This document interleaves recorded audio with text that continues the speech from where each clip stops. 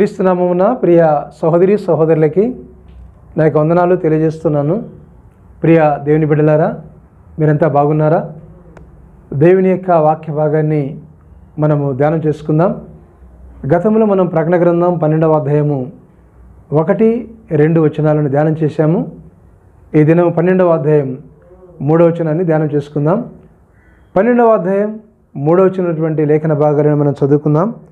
అంతటా పరలోకమందు ఇంకొక సూచన కనబడెను. ఇదిగో ఎర్రని మహాఘట సర్పము, దానికి 7 తలలను 7 కొమ్ములు ఉండెను, దాని తల మీద 7 కిరీటములు ఉండెను అన్న వాక్య భాగం చదువుకున్నాం. ప్రార్థన చేసుకుందాం. ప్రేమ కలిగిన దేవా, పరిశుద్ధుడా, మీ ఘనమైన పరిశుద్ధమైన పాదములకునైనా వందనాలు, స్తోత్రాలు, కృతజ్ఞతాస్తులు చెల్లిస్తూ ఉన్నాం. నేటి వరకు మా ప్రభువా, మీరు మాకు తోడుగా ఉండి నీ లేఖన భాగాలను ప్రభువా మాకు అందించినటువంటి విధానాన్ని బట్టి వందనాలు. ప్రకటన గ్రంథ వర్తమానాలను మేము ధ్యానం చేస్తూ ఉన్నాం. అనేక సత్యాలను మాకు బయలుపరిచి నీ రాకడకు సిద్ధపరచమని యేసునామమున ప్రార్థించి స్తుతించి వేడుకొనుచున్నాము తండ్రి, ఆమేన్. దేవునికి స్తోత్రం. ప్రియ దేవుని బిడ్డలారా, ఈ అధ్యాయములో 2 సూచనలు కనిపిస్తూ ఉన్నాయి. మొదటిది ఏమిటి అనగా పరలోకమందు గొప్ప సూచన.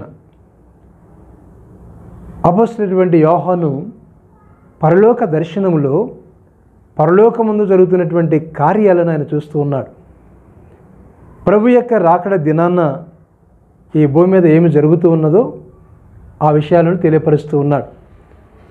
మొదటి భాగంలో గొప్ప సూచన అనగా ఒక స్త్రీ, ఆమె పాదముల క్రింద చంద్రుడును, ఆమె తల మీద నక్షత్రాలను, ఆమె సూర్యుడిని ధరించుకున్న విధానము బైబిల్ గ్రంథంలో రాయబడి ఉన్నది. ప్రియులరా, 12 నక్షత్రాలు అని బైబిల్లో ఉంటుంది. ఇక్కడ పాదముల కింద చంద్రుడు, సూర్యుని ధరించుకున్నటువంటి స్త్రీ, ఆమెను ఇశ్రాయేలు వంశపు స్త్రీగా లేక కన్యకగా బైబిల్ గ్రంథాన్ని బట్టి మనము చెప్పాలి. దేవునికి స్తోత్రం. అయితే ఇక్కడ 2వ భాగానికి రాగానే ఘట సర్పము యొక్క విషయాలు ఇక్కడ వ్రాయబడ్డాయి. మొదటి భాగంలో దేవుని యొక్క ఇశ్రాయేలు ప్రజల గురించి వ్రాయబడితే, 2వ భాగంలో ఈ భాగంలో మనం చూసేటువంటి విధానంలో ఘట సర్పం యొక్క రూపం గురించి చూస్తూ ఉన్నాం. గొప్ప సూచన అని లేదు కానీ సూచన అని ఉన్నది. ప్రియులరా, ఆ సూచనలో ఘట సర్పం ఎలా ఉన్నది అనగా దాని యొక్క తల మీద 7 అనగా 7 అనేటువంటి భాగాలు మనం చూడగలం. దాని తల మీద దానికి 7 తలలను ఘట సర్పానికి 7 తలలను, తర్వాత 10 కొమ్ములను, తర్వాత 7 కిరీటాలు కలిగి ఉన్నటువంటి విధానాన్ని బైబిల్ గ్రంథంలో రాయబడి ఉంది. ఘట సర్పానికి 7 తలలు, 10 కొమ్ములు, 7 కిరీటాలు ఈ బైబిల్ గ్రంథంలో రాయబడి ఉంది. ఇవన్నీ కూడా ఎలా ఉన్నాయంటే, దేవునికి ఏ హోదా ఉన్నదో అదే హోదాలో అదే స్థానాన్ని కలిగి ఈ అపవాది కనిపిస్తూ ఉన్నాడు. అందుకే వెలుగుదూత అంటాం. ప్రియులరా, తండ్రి, కుమార, పరిశుద్ధాత్మ అని మనము దేవుణ్ణి ఎలా సంబోధిస్తామో, వారు తండ్రి, కుమార, పరిశుద్ధాత్మ ఎలా ఏకమై ఉన్నారో అలానే ఇక్కడ కూడా ఘట సర్పము, అబద్ధ ప్రవక్త, క్రూర మృగము అని ఈ విధంగా సైతానుడు పిలువబడుతున్నటువంటి విధానాన్ని మనం చూస్తూ ఉన్నాం. ప్రియులరా, చూడండి, తల మీద 7 తలలు అన్న భాగం చూడండి. దానికి 7 తలలు అని చూస్తున్నాం. పాముకి ఒకే తల ఉంటుంది. 2 తలలు ఉన్నటువంటి పాములు కూడా ఉన్నాయి. అయితే 7 తలలు ఉన్నాయి. ఈ ఘట సర్పానికి 7 తలలు ఉన్నాయి. ప్రియులరా, ఈ సర్పము అని అన్నప్పుడు బైబిల్ గ్రంథంలో ఆదికాండం 3వ అధ్యాయం 15వ వచనంలో బైబిల్ గ్రంథం సెలవిచ్చిన మాట ఏమిటంటే, ఆమె అతని మెడ మీద అంటే తల మీద త్రొక్కును అన్న మాట భాగం చూస్తూ ఉన్నాం.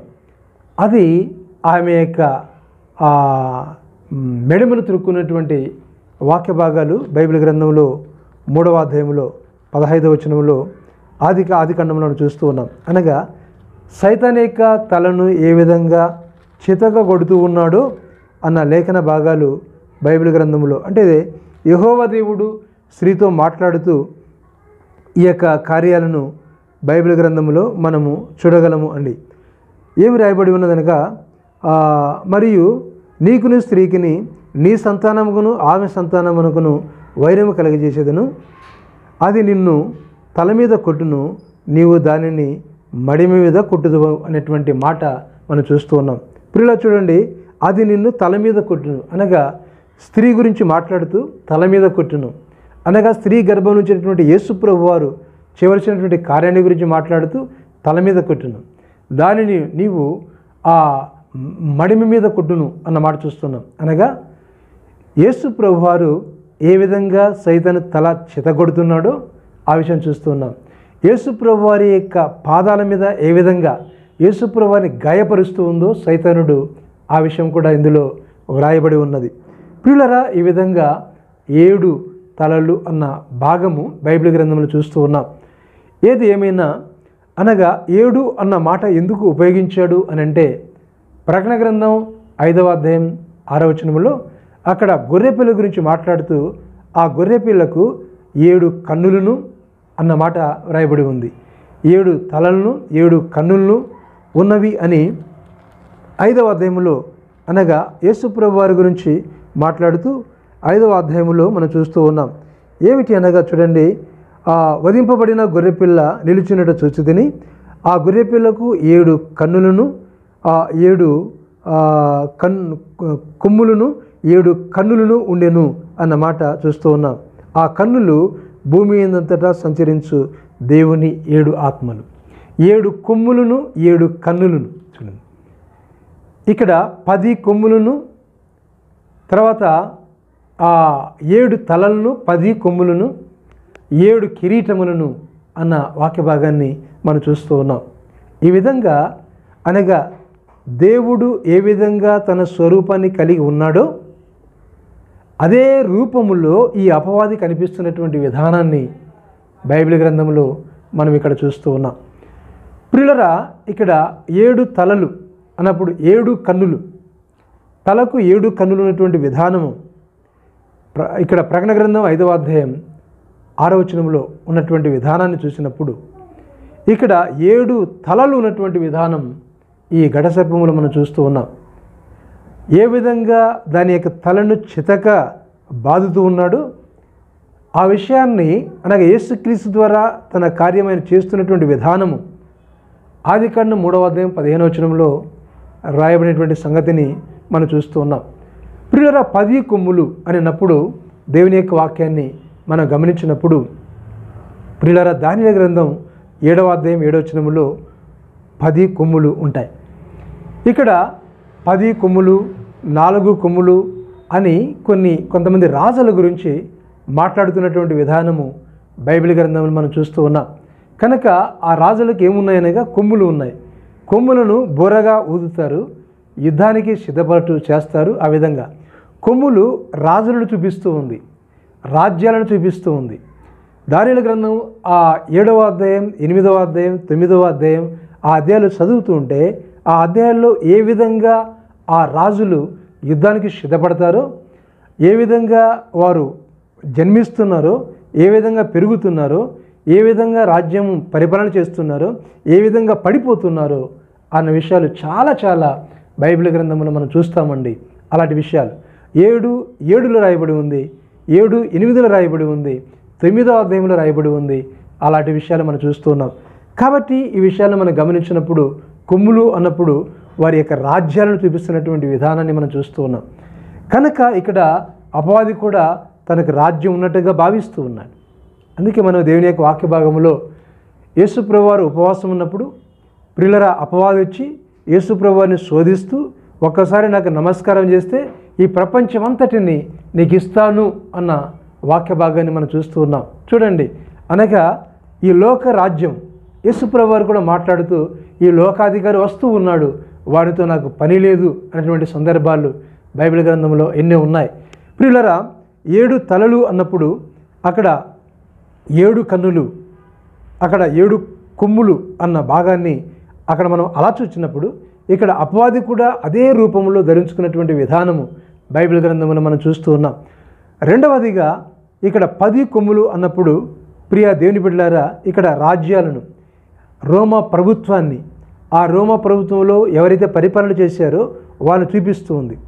ఆ రోమా ప్రభుత్వంలో ఈ అపవాది కూడా మనకు కనిపిస్తూ ఉన్నాడు. అందుకే చాలామంది అంటూ ఉంటారు, అపవాది ఎక్కడి నుంచి వస్తాడు అని అనగా రోమా ప్రభుత్వం నుంచి వస్తాడు అని చెప్తూ ఉంటారు. ఇవన్నీ రోమా ప్రభుత్వంలో వస్తాడనేటువంటి కొన్ని భావనలు మనకు ఉన్నాయి. అయితే ఎందుకనగా రోమా ప్రభుత్వం నుంచి వచ్చినటువంటి వారు చాలామంది ఉన్నారు, రాజులు. కాబట్టి ఆ విధంగా ఆ విషయాలు చూపించడం జరుగుతూ ఉన్నది. ప్రియులరా, ఇక్కడ దేవుని యొక్క వాక్య భాగంలో ఇంకా 7 కిరీటాలు. ప్రియులరా, ఈ కిరీటాల గురించి దీనికి ఇంకా ముందుకు వెళదాం, దాని వెనక్కి వెళ్దాం. వెనక్కి వెళితే 10 కొమ్ముల గురించి జకర్యా గ్రంథం 1వ అధ్యాయం 19వ వచనంలో ఈ 10 కొమ్ములు ఇశ్రాయేలు ప్రజలు చెదరగొట్టడానికి అనే భాగం అక్కడ వ్రాయబడి ఉన్నది. అనగా ఇశ్రాయేలు ప్రజలను చెదరగొట్టేవాడు ఎవరు అనగా అక్కడ మనం బబులోను, మాదియా, పారసీక, గ్రీకు వీళ్ళందరినీ మనం చూస్తున్నాం, రోమా వీరందరినీ చూస్తూ ఉన్నాం. అలానే ఈ వాక్య భాగంలో మనం గమనించినప్పుడు ఈ అపవాది కూడా ఘట సర్పము ఏం చేస్తున్నాడనగా అక్కడ వారిని చెదరగొడుతున్నటువంటి విధానాన్ని మనం చూస్తూ ఉన్నాం. మొదటిది 7 తలలు, రెండవదిగా 10 కొమ్ముల గురించి మనం చూసాం. మూడవదిగా ప్రియ దేవుని బిడ్డలారా, ఇక్కడ 7 కిరీటాల గురించి బైబిల్ గ్రంథంలో రానటువంటి విషయం మనం ధ్యానం చేసుకుందాం. ప్రియులారా, కిరీటాలు అన్నప్పుడు దేవుని యొక్క వాక్య భాగాన్ని మనం జ్ఞాపం చేసుకున్నప్పుడు రోమా ప్రభుత్వం గురించి ఈ విషయాలు తెలియపరుస్తున్నటువంటి విధానము బైబిల్ గ్రంథములో మనం చూడగలం. అనగా బబులోను, మాదియా, పారసీక, గ్రీకు ఆ రోమా ప్రభుత్వాల గురించి వ్రాయబడి ఉన్నది. కిరీటాలు అన్నప్పుడు అనగా అప్పటి కాలంలో రోమా సామ్రాజ్యం వారిని ఎలా చూసేవారంటే వారిని దేవుళ్ళుగా భావించేవారు. మేమే దేవుళ్ళు అని చెప్పేవారు, వారిని దేవుళ్ళుగా భావించేవారు. ఆ విధంగా వారు ఉండేవారు. జ్ఞాపం చేసుకుందాం. కాబట్టి నక్షత్రాలుగా, కిరీటాలుగా వారు ఆ విధంగా ఉన్నటువంటి విధానము బైబిల్ గ్రంథంలో చూస్తున్నాం. ప్రియులరా, ఇక్కడ ఈ కిరీటాలు అన్నప్పుడు మన బైబిల్ గ్రంథంలో అక్షయ కిరీటం అని, తర్వాత నీతి కిరీటం అని, మహిమ కిరీటం అని, జీవ కిరీటం అని, వాడబారని కిరీటం అని, ఇలా ఆ కిరీటాల గురించి మనము 7 దాకా మనకు కనిపిస్తాయండి ఆ కిరీటాలు. అదే కిరీటాలు ఇక్కడ కూడా సైతాన్ను ఆ కార్యక్రమాలను చూస్తున్నాం. అనగా ఘట సర్పాన్ని చూసి ఘట సర్పానికి 7 తలలేంటి, ఘట సర్పానికి కొమ్ములేంటి, ఘట సర్పానికి కిరీటాలేంటి? ఎందుకనగా మోసం చేయటానికి, ఎవరిననగా విశ్వాసులను, ఎవరిననగా లోకాన్ని మోసము చేయటానికి ఈ విధంగా వస్తాడు. కాబట్టి ప్రియ దేవుని బిడ్డలారా, ఇక్కడ ప్రకటన గ్రంథం 13వ అధ్యాయం 11వ వచనంలో గొర్రె పిల్ల, అక్కడ కొన్ని విషయాలు ఇక్కడ వ్రాయబడి ఉన్నాయి. దేవుని యొక్క వాక్యములో మనం 13వ అధ్యాయం 11వ వచనంలో ఇక్కడ చూస్తే చూడండి, ఆ అగాధముల నుండి భూమికి మనుష్యులను ఎదుట అగ్ని అని మనం చూస్తున్నాం. ప్రియ దేవుని బిడ్డలారా, 11వ వచనాన్ని దేవుని వాక్యం చేస్తే, మరియు భూమిలో నుండి మరి యొక్క క్రూర మృగము బయటికి వచ్చుట చూసితిని, గొర్రెపిల్ల కొమ్ము వంటి 2 కొమ్ములు దానికి ఉండెను అని చూస్తూ ఉన్నాం. భూమిలో నుండి మరి ఒక క్రూర మృగం బయటికి వచ్చుట చూసితిని, దానికి గొర్రె పిల్ల వంటి 2 కొమ్ములు దానికి ఉండెను అని చూస్తున్నాం. అనగా క్రూర మృగం కొమ్ములు ఎలాంటివి అనగా గొర్రె పిల్ల లాంటి కొమ్ములు అని బైబిల్ గ్రంథంలో మనం చూస్తున్నాం. కాబట్టి ప్రియ దేవుని బిడ్డలారా, ఈ విధంగా ఘట సర్పము లోకం మీదకి వస్తున్నటువంటి విధానం చూస్తున్నాం. ఎక్కడ చూశాడు? యోహాను అనగా పరలోకంలో చూశాడు. దేవుని సంఘాన్ని పరలోకంలో చూశాడు. అదే రీతికి ఇక్కడ ఈ క్రూర మృగాన్ని పరలోకంలో కూడా ఆ దర్శనములు చూసినటువంటి విధానాన్ని మనం చూస్తూ ఉన్నాం. కాబట్టి ప్రియ దేవుని బిడ్డలారా, రాకడ దినాల్లో మనం ఉన్నాం. భూమి మీద జరగవలసినటువంటి కార్యాలు జరుగుతూ ఉన్నాయి, సూచనలు జరుగుతున్నాయి, కార్యాలు జరుగుతూ ఉన్నాయి, రాకడ గుర్తులు మనం చూస్తూ ఉన్నాం. ఇలాంటి పరిస్థితుల్లో ఉన్నాం. కాబట్టి ఇలా పరిస్థితుల్లో మనం ఏమి చేయాలి? ప్రభువుని నమ్ముకోవాలి, రక్షకుడిగా ప్రభువుని అంగీకరించాలి, మన జీవితానికి మన జీవితాలు మనం అంకితము చేయాలి. అప్పుడే దేవుని యొక్క రాజ్యంలో వెళ్ళిపోతాం. ఇంకా పాపంలో ఉంటున్నామా? పాపంలో జీవిస్తూ ఉన్నావా? పాపంలో ఉండిపోతూ ఉన్నామా? ప్రియులారా, దేవుని యొక్క వెలుగును, సైతాన్ని వెలుగును ఒకే విధంగా చూస్తూ ఉన్నావా? గమనించండి. దేవుని వెలుగులో సత్యం ఉన్నది, దేవునిలో నీతి ఉన్నది. కానీ అపవాదులు అలా కాదు. అపవాదులు ఏమున్నదనగా, అపవాది అక్కడ ఆ వేష్యం ఉన్నది, వేష్యగాడు. కాబట్టి అలా కాకుండా చూడండి, ఆ వెలుగు దూత వేషములో ఉన్నటువంటి గొర్రె అక్కడ ఘటసర్పమే కానీ ఆ గొర్రె పిల్ల లాంటి కొమ్ములు ఉన్నాయి. దాన్ని మనం విశ్వాసం